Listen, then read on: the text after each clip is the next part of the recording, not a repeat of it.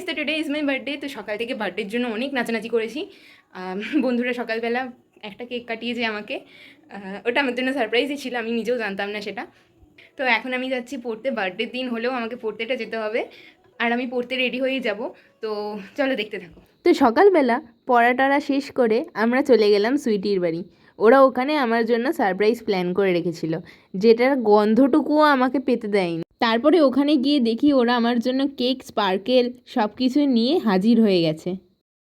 এর জন্য আমি কোয়েল, সুইটি আর কাকুলিকে থ্যাংক ইউ বলে ছোটো তো করতে চাই না, কিন্তু দে মেড মাই ডে। তারপর দুপুরবেলায় দেখি মা আমার জন্য তো এখানে রাজকীয় খাবারের আয়োজন করেছে। মা এই রান্নাগুলো সব একাই করেছে। তারপর আমি সন্ধ্যাবেলায় রেডি হয়ে নিচ্ছিলাম, কারণ আমাকে পড়তে যেতে হবে।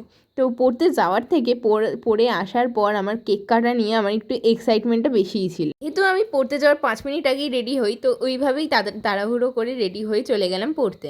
তারপর বাড়িতে এসে দেখি দিদি আমার জন্য একটা সুন্দর কেক নিয়ে এসছে। তারপর শুরু হয়ে গেল আমাদের আশীর্বাদ পর্ব।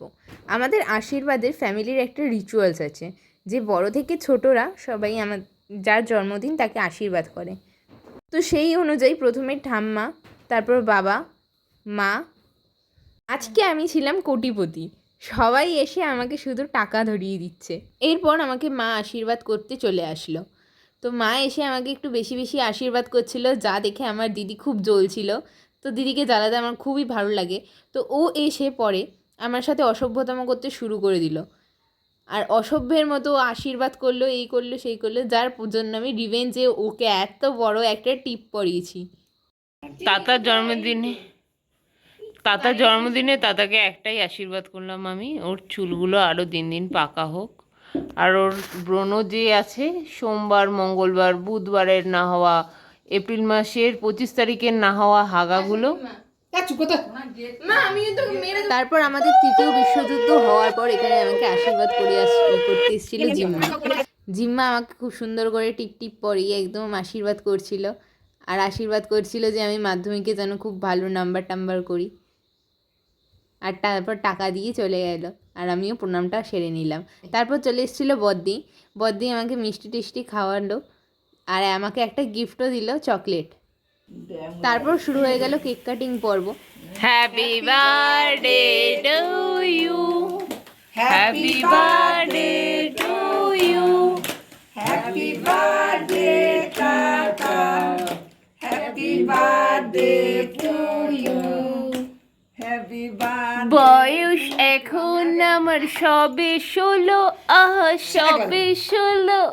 আই বিল্লু রানী বলে আমায় বলো, আরে বাবা। খাবি?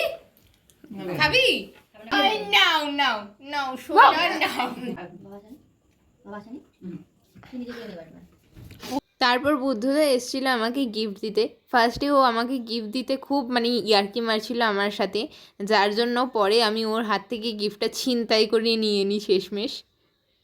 তারপর শুরু হলো আমাদের ডিনারে ছিল আজকে আমাদের বিরিয়ানি। তো আজকের ব্লগটা এখানেই শেষ করলাম। ভিডিওটা ভালো লাগলে like, share, comment and subscribe করে দেবে।